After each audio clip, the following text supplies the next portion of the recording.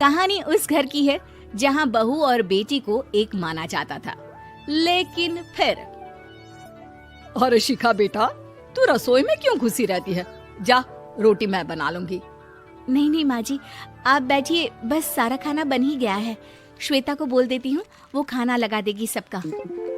Sorry भाभी, मेरे पास वक्त नहीं है। माँ, मुझे पैसे देना, पार्लर जाना है। हाँ चली जाना, भाभी को भी ले जाना। वो भी जाने को बोल रही थी पार्लर, पर पहले ना मदद कर दे उसके खाना लगाने में। देख माँ, वो बहू है, उसे बहू रहने देना, इतना सर पर मत चढ़ा भाभी को। श्वेता, ज्यादा मत बोला कर। बहू और बेटी में कोई फर्क नहीं होता है। जा जाकर काम कर। ननद को माँ का भाभी से इस तरह प्यार करना बिल्कुल अच्छा नहीं लगता। वो बार बार किसी न किसी तरह माँ को भाभी के खिलाफ भड़काती रहती, लेकिन कोई फायदा ना होता। एक रोज, अरे बेटे किशन, जा बहू को कहीं घुमा कर ला, सारा दिन घर में काम करती रहती है। हाँ माँ, हम लोग जा रहे हैं ना गोवा। अच्छा जी, भाभी ने तो हमें बताया भी नहीं। वैसे तो सारी पंचायत करती है, ये गोवा वाली बात क्यों छुपा गई हमसे? अरे क्योंकि उसे खुद नहीं पता था बहन। मुझे टिकट सस्ती मिल रही थी तो मैंने बुक कर दिया। हाँ शिखा, पैकिंग कर ले, संडे हम जा रहे हैं गोवा। दोपहर में शिखा पैकिंग कर रही थी कि सास आ जाती है। ये क्या बहू, साड़ियाँ? अरे गोवा जा रही है घूमने या फिर शादी में मायके हैं? माँ जी, ऐसा कुछ है ही नहीं, समझ में नहीं आ रहा क्या रखूं कपड़े में। अरे तेरी और श्वेता की साइज तो एक ही है, उसके कुछ मॉडर्न कपड़े ले ले, आकर लौटा देना। हाँ माँ जी, ये ठीक रहेगा। शिखा श्वेता के पास जाती है और उससे कपड़े मांगती है। ना जी ना, मैं अपने कपड़े ना दूं, वैसे भी फैल जाएंगे मेरे कपड़े, बहुत महंगे वाले हैं। शिखा मुंह लटकाकर कमरे में आ जाती है तो सास कहती है, चल तैयार हो जा, तुझे मैं शॉपिंग करा कर लाती हूँ गोवा की। बस फिर क्या था, सास बहू निकल जाते हैं मार्केट और एक से बढ़कर एक ड्रेस खरीद कर घर आते हैं। पहले बता देती कि नए कपड़े दिलाने वाली है भाभी को, तो मैं अपने ही दे देती ना भाभी को, मुझे दिला देती नए कपड़े। देख श्वेता, परिवार का मतलब सबके साथ रहना होता है, ना कि सिर्फ अपना सोचना। वैसे भी तुझे अच्छे संस्कार सीखने चाहिए। और रही बात कपड़ों की, तो शिखा, आज से घर पर भी तू मॉडर्न कपड़े ही पहनेगी। कोई जरूरत नहीं है ये साड़ी वाड़ी लपेटने की। अब क्या था, घर पर श्वेता और शिखा एक जैसे रहते। एक बार पड़ोसन आती है। अरे बेटा, अपनी माँ को तो बुलाना, जरा बात करनी है। शिखा सास को बताती है और रसोई में चली जाती है। ये आपकी बेटी बहुत बड़ी हो गई है, इसके लिए एक रिश्ता है, कहो तो बता दूं। ये बेटी नहीं बहू है, घर में सब एक जैसा ही रहता है। वैसे मेरी बेटी भी बड़ी हो गई है, कोई रिश्ता हो तो जरूर बताना। पड़ोसन रिश्ता लेकर उन लोगों के घर आती है। तब श्वेता की होने वाली सास कहती है, तो ये घर है, कितने मंजिल का है? और ये बहू ने आपकी क्या पहन रखा है, जीन्स टॉप? अरे भाई, साड़ी वाड़ी नहीं है क्या इसके पास? देखिए, सर्दी है तो साड़ी में बहू कैसे मैनेज करती, वैसे पहनती है साड़ी भी।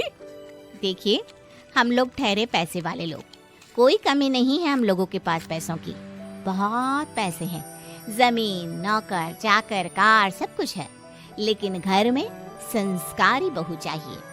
समझ रही हैं ना आप? सास कुछ कहती कि श्वेता बोल पड़ती है, हाय रे, नौकर चाकर से लेकर जमीन, कार, पैसा, हाँ, मुझे रिश्ता मंजूर है मुझे। अरे रुक जा श्वेता, मैं बात कर रही हूँ ना। देखिए, हम लोगों के घर इतनी आजादी नहीं मिलेगी। अरे हाँ कर देना माँ, हाँ कर दे जल्दी से। सास क्या करती, बेटी की शादी ऐसे घर में कर देती है जहाँ ना उनके विचार मिलते हैं और ना ही आचार। शादी के बाद एक रोज फोन पर, श्वेता बेटा, एक बार घर आ जा, बहुत दिल करता है तुझे देखने का। माँ, वो घर पर बहुत काम होता है, कैसे आऊँ? बड़ा घर है, लेकिन आने जाने वालों की लाइन ही लगी रहती है। बेटा मैं तो जानती थी उस घर का हाल, लेकिन तू ही नहीं मान रही थी। माँ देख, हर घर का यही हाल है। तेरी बेटी को यहाँ घूंघट हटाने की परमिशन नहीं है और एक तरफ भाभी स्कर्ट पहनकर घूम रही है। बेटा मुझे क्या पता था कि मेरी बेटी को ससुराल के नाम पर पिंजरा मिल जाएगा। अच्छा माँ, फोन रखती हूँ, सास को गर्मा गर्म रोटी खिलानी है। तुम लोगों की तरह नहीं कि एक रोटी बनाओ, एक सब्जी बनाओ, फिर सारा दिन फ्री होकर घूमो। सास फोन तो रख देती है, लेकिन सोच में पड़ जाती है कि एक तरफ बेटी जिसे कोई आजादी नहीं, वहीं दूसरी तरफ बहू जिसे देखकर लगता ही नहीं कि उसकी शादी भी हुई है। अगले रोज। शिखा, अरे ओ शिखा। हाँ माँ, क्या हुआ? कुछ चाहिए आपको? मैं जिम जा रही थी। जिम के कपड़ों में बहू को देखकर सास को घूंघट में अपनी बेटी का ख्याल आता है। देख बहू, घर में बहू की तरह रहा कर। इतने टाइट कपड़े पहनकर जिम जाना पसंद नहीं मुझे। जा जाकर रोटी बना। रोटी? माँ अभी तो शाम के 6 बजे हैं, इस वक्त रोटी? अब क्या मेरे खाने पीने पर भी पहरा है? अरे जब मर्जी तब मैं अपने घर में खा भी नहीं सकती क्या? बहू को अजीब लगता है। वो समझ नहीं पाती कि जो सास कल तक इतनी सपोर्टिव थी, उन्हें अचानक से क्या हो गया। वो किचन में जाती है, गरम रोटी के साथ 2 तरह की सब्जी, रायता, सलाद सब लेकर सास के पास आती है। माँ जी, खाना। इतना सारा खाना? राक्षस समझा है क्या मुझे? रोटी मांगी थी मैंने गर्मा गर्म बस। पर माँ जी, रोटी खाती किससे आप? सब्जी तो बनानी थी ना। अरे भूख मर गई मेरी तेरी बहस से। जा जाकर काम कर, अंदर पूरी रसोई साफ कर। बहू अंदर चली जाती है। थोड़ी देर में श्वेता घर आती है। अरे शिखा, जल्दी से चाय ला, पकवान बना, मेरी बेटी आई है। अरे नहीं नहीं माँ, ड्राइवर बाहर खड़ा है। मैं तो घर का कोई सामान खरीदने के बहाने यहाँ आ गई हूँ, मुझे जाना होगा। अरे बेटा, पर कितने दिनों बाद देख रही हूँ तुझे, रहने आ जाना 2-4 दिन के लिए। आ जाऊंगी माँ, जब मेरी सास मरेगी तब। मैं तो रोज मन्नत मानती हूँ कि मेरी सास मर जाए तो अच्छा है। अच्छा चल, जा रही हूँ माँ। हे भगवान, कैसे कैसे दिन देखने पड़ रहे हैं मेरी बेटी को। सास अंदर जाती है, जहाँ श्वेता की जिम वाली सहेली का फोन आया होता है। क्या बात है, आज जिम नहीं आई?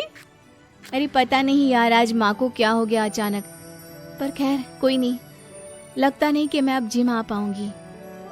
शिखा स्पीकर पर बात कर रही थी, जिसे सास सुन रही थी। यार ये सास ना होती ही ऐसी है। मैं तो कहती हूँ बुढ़िया जल्दी मरे और तू आराम से जिए। शिखा को सहेली की बात पर गुस्सा आ जाता है। माँ के मरने की कौन सा बच्चा दुआ मांगता है मोहिनी? आगे से ऐसी बात मेरे सामने मत करना। हमारे घर की शोभा ही माँ है। क्या हुआ जो थोड़ी सख्ती दिखा रही है? उसमें भी कोई ना कोई उनकी भलाई ही होगी।